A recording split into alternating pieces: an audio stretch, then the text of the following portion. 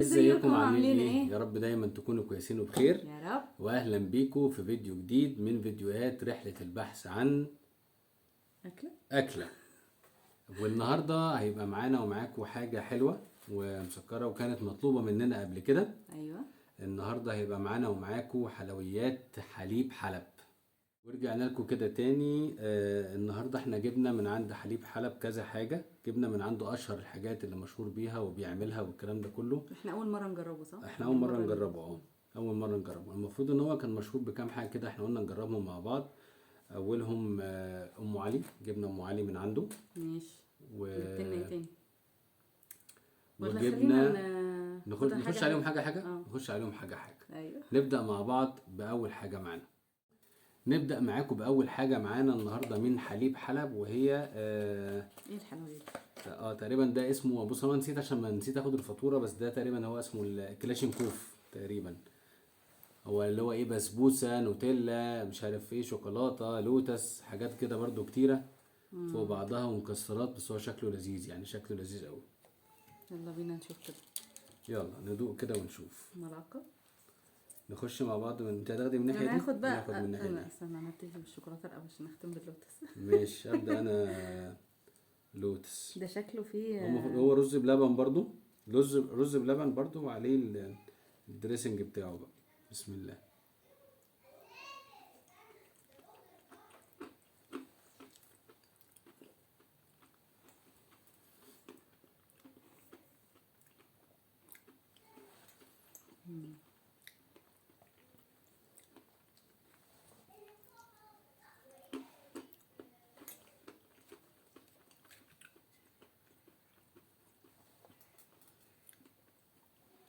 ماشي،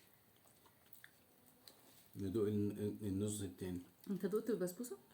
نص. بس هو الرز بلبن عارف اللي هو ايه، مش باين من طعم الصوص اللي عليه، صح؟ دي لوتس على اوريو. دي شوكولاته بندق مم. وفيها مكسر اوريو. ودي بسبوسه. بس الصوصات حلوه.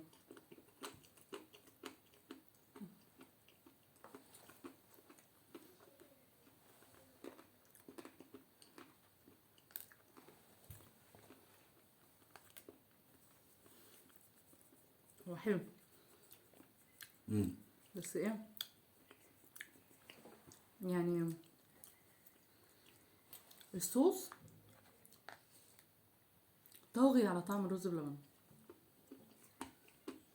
يعني انا بحاول احس بطعم الرز بلبن دايب تحت. في ايه؟ انا باكل عادي يعني. شوف بس بطمن. يعني الرز بلبن، ندوق الرز بلبن لوحده. طيب بالنسبه لنا طعمه حلو قوي.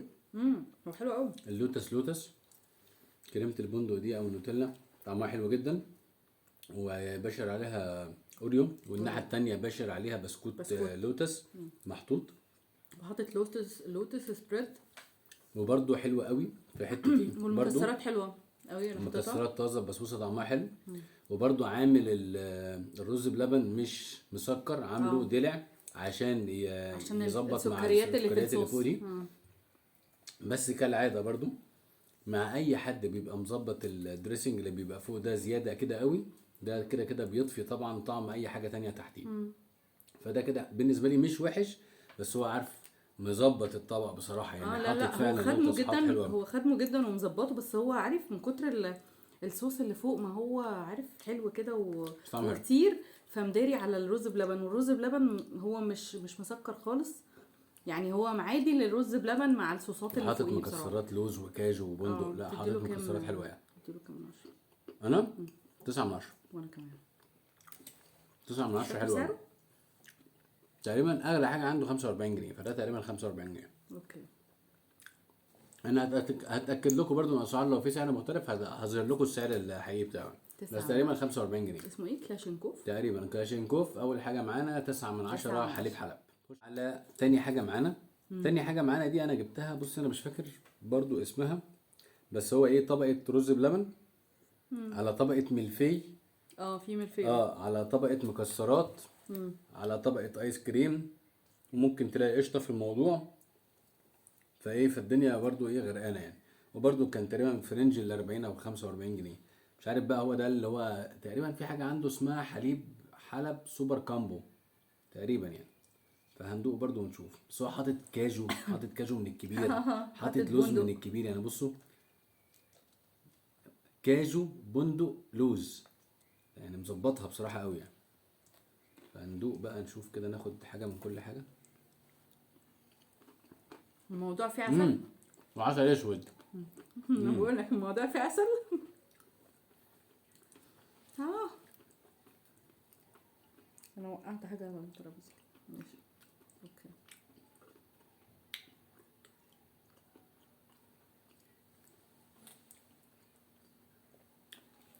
ورشة عسل اسود كده. العسل الاسود بقى طغى بصراحة. هو حلو بس ليه العسل الاسود؟ ليه العسل الاسود؟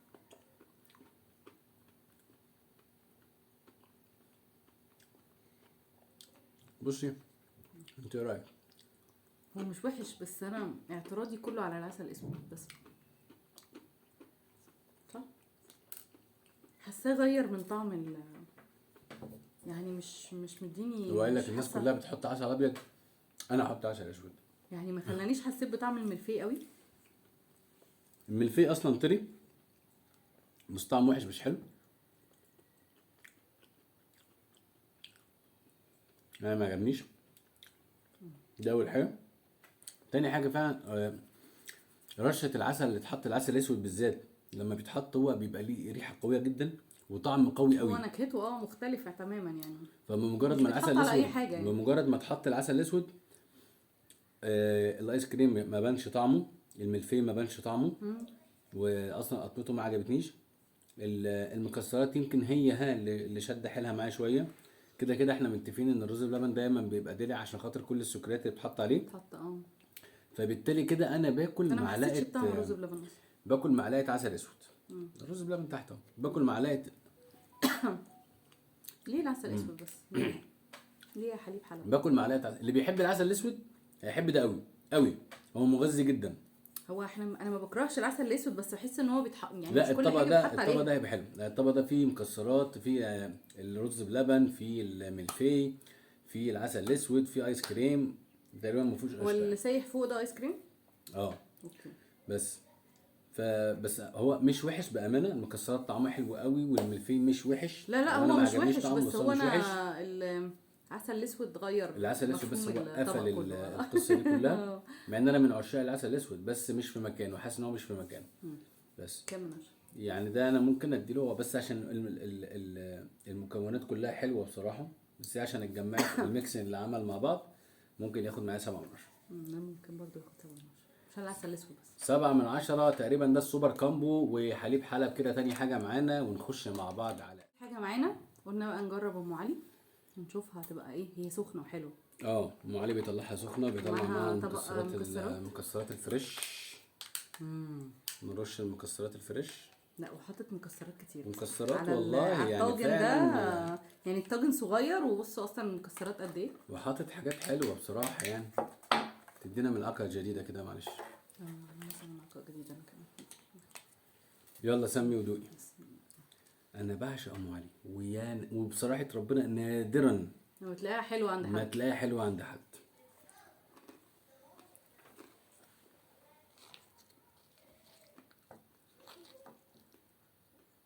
بسم الله.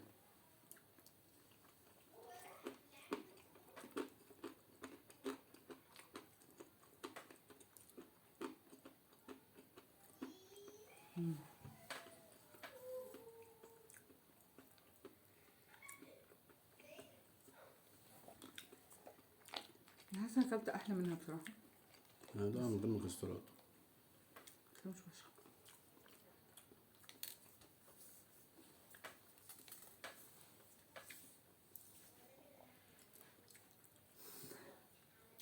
مش انا بقول لكم نادرا ما بدوق ام علي حلوه، وهفضل اقول. هو أكلنا أحلى تقريبا منها بصراحة. لا ده دي في حاجه لسعت منه. العجينه نفسها فيها حاجه ملسوعه انا مش اصلا. عارفه، انا حاسه ان أصل انا طعم المكسرات اكتر في بقي. لا، كلها من غير مكسرات، عشان كده ايه. كلها من غير مكسرات. في حاجه لسعت منه اصلا، فيها حاجه لسعه. صح. سيكا كده. امم هي مش احسن حاجه. ايوه، أحلى منها؟ ان انا ادوق حاجه ثانيه. بس ممكن ناكل المكسرات اللي عليها. احنا ممكن نعمل سلسله فيديوهات رحله البحث عن مكان بيعمل ام علي حلو. احلى ام علي. اه والله فعلا، انا لغايه دلوقتي ما شفتش مكان بيعمل ام علي لا حلو. بس احنا كلنا ام علي من مكان كان حلو، وصورنا كان. والله مش ينفع نقوله هنا، هنقوله. انا بخش اشوفه في الفيديوهات ويقولوا لنا بقى. بس هي المكسرات حلوه بصراحه. يعني فعلا انتوا لو عندكم مكان بيبيع ام علي حلو يا ريت تكتبوا لنا ونروح نصوره، لان انا فعلا نفسي اكل ام علي حلوه. بس ام علي لما بتبقى مظبوطه تبقى تحفه. حاجه يا مفيش بعد كده. بتنقلك عالم تاني. اه لا انا كده ام علي بصراحه ربنا ما نجحتش معايا في حليب حلب، وهي خمسة اصلا من عشرة. كان فيها حاجه لسعه، وهي برضو تقريبا في رينج 35 40 جنيه. المكسرات برضو حلوه مفيش كلام. فام علي كده بالنسبه لي حليب حلب 5 من 10. انا قلت خمسة. والله. ايه سمعتنيش؟ لا. انا مش عارفه صوتي واطي. انا لا، 5 من 5 من 10. 10. لان هي ما عجبتنيش قوي بصراحه، وحاسس ان هي صغيره برضو قوي شويه. لا هو تقريبا ام علي في بره بتبقى هو كله تقريبا حجم واحد. والله؟ حرام برضو نقول الحق. ماشي. بس هي لا في احلى لا منها. بس انا بالنسبه لي في احلى من كده بكتير قوي بصراحه، وهي تقريبا هي لسعت من الشيف يعني اللي بيعملها. نخش مع نخش على اللي بعض بعده. على رابع حاجه، وهي القنبله اللي هي بقى رز بلبن قشطه بسبوسه ومكسرات ده ايس كريم وايس وساق. كريم. رز بلبن قشطه بسبوسه مكسرات ايس كريم. يلا سمي الله.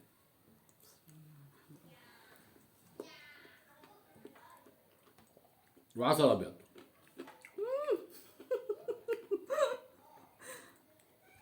الراجل ده كريم قوي يا ماما.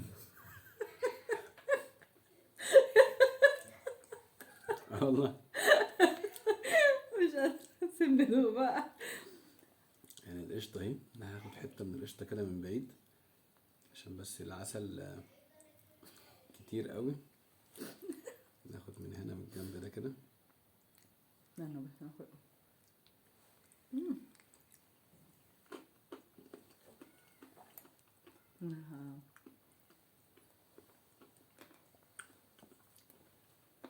قشطه حلوه، وعايز تقلب بقى على بعضه بصراحه عشان العسل اللي عمال يخبط في بقي ده.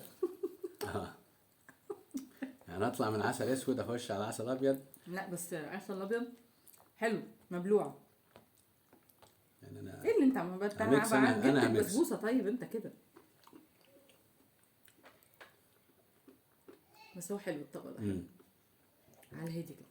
والله لما تقلب جمع بعض ظبط اهو. لا حلو ده حلو.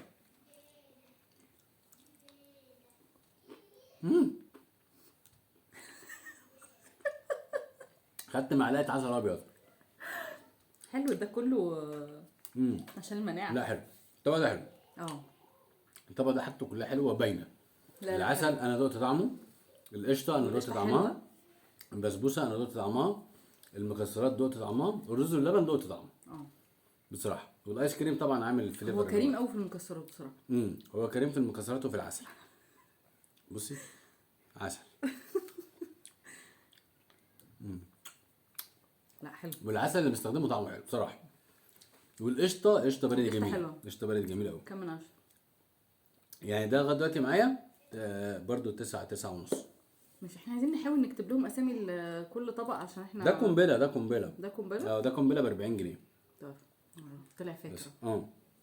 بس فلا ده بالنسبه لي ده كويس قوي، ده كويس. وعارف انت بتبقى محتاج تاكل حاجه حلوه كده تبقى في نفس الوقت مهضمه، مش عايز تحس ان بطنك بتتقل اكتر، عايز تحس ان ده كده فريش. فده ممكن يحسسك الاحساس ده يعني. فده طعمه حلو، الكواليتي حلوه بتاعته. بس ده كده قنبله معانا حليب حلب. ونخش معانا على اخر حاجه من حليب حلب. نخش مع بعض كده على اخر حاجه معانا. هو برضو انا مش عارف ده قنبله بقى ولا مش ده قنبله. توهتنا معاك. معلش. بس ده يعني بص انا بقول مكوناته. مكوناته ايه؟ رز بلبن بسبوسه، قشطه فاكهه، فاكهه. قشطه، ايس كريم مانجا، رز بلبن، بسبوسه، فاكهه، قشطه، وايس كريم مانجا. مش عارفين بقى هنلاقي عسل ولا مفيش عسل، هيبان. هنا في موز وفي تفاح. فاكهه بقى، قطع فاكهه كامله اهي، موز وتفاح. ومانجا، وادي الرز بلبن اهو. بسم الله، وندوق ونشوف.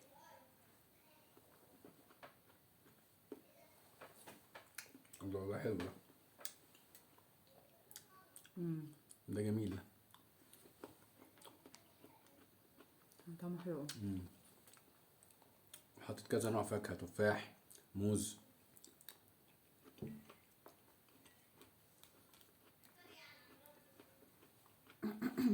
المانجا حلوه.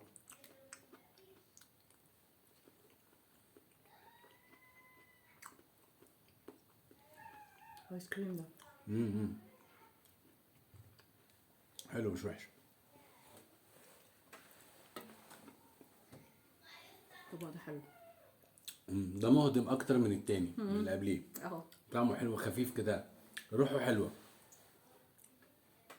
برضو دي، لا انا بالنسبه لي الطبق ده 9/10 برضو. ده كده 9.5 مرتاح ده بصراحه. بس ده مهضم قوي، ده مهضم قوي، بس برضو تقيل يعني. برضو يعني لو انت واكل وعايز تحلي هات ده، بس ما عشان يعني القشطه وعشان شيره مع البسبوسه. حد يعني، ما تاكلوش لوحدك يعني. بس طعمه حلو، وفي نفس الوقت سعر مقابل قيمه، لا حلو جدا. يعني الحاجات دي كلها اغلى حاجه كانت ب 45 جنيه، ده كده اغلى حاجه. لا حلو. احنا كنا رايحين في رنجات 45 35 40 45 35 40، كانت هي دي الرنجات اللي انا كنت بجيبها يعني. بس فده كده بالنسبه لحليب حلب معانا النهارده. الريفيو العام بتاعه مش وحش، شغال كويس، في احسن ترتيبك منه. للحاجات اللي خدناها ايه بقى؟ ترتيب الحاجات اللي خدناها، اخد الطبق ده عشان مش فاكر اساميهم، بس اخد الطبق اللي هو فيه الفاكهه. بعد كده اخد الطبق اللي هو فيه العسل الابيض والبسبوسه بعد كده هاخد الطبق اللي هو فيه الشوكولاته واللوتس والحاجات دي. بس مش هاخد حاجه تاني اصلا من عنده. والله هختار دول بس. لا الاثنين التانيين في الاواخر يعني. لا ومش هختارها يعني. انا بصراحه انا مش بعوض. لا احنا بنقول انا مش هختار احنا انت بنقول هتروحي ترتيب تجيبي من الحاجات اللي عنده احنا جبناها. ام علي دي تاني. لا احنا بنقول ترتيب الحاجات اللي جبناها. ترتيب الحاجات اللي الاحلى جبناها في الاوحش. بس فاهم.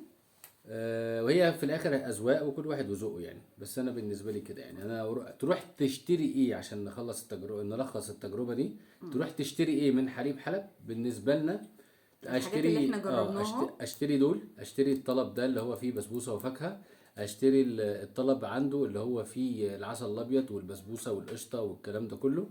واشتري الطبق اللي هو عامله اللي هو فيه ميكس لوتس والشوكولاته، واللي هي قطعه البسبوسه. دول بالنسبه لي احلى 3 حاجات يعني. جبناها. بس يا رب تكون التجربه بتاعت حليب حلب عجبتكم، واستنونا دايما في فيديوهات كتيره من يوميات سيرين. باي باي.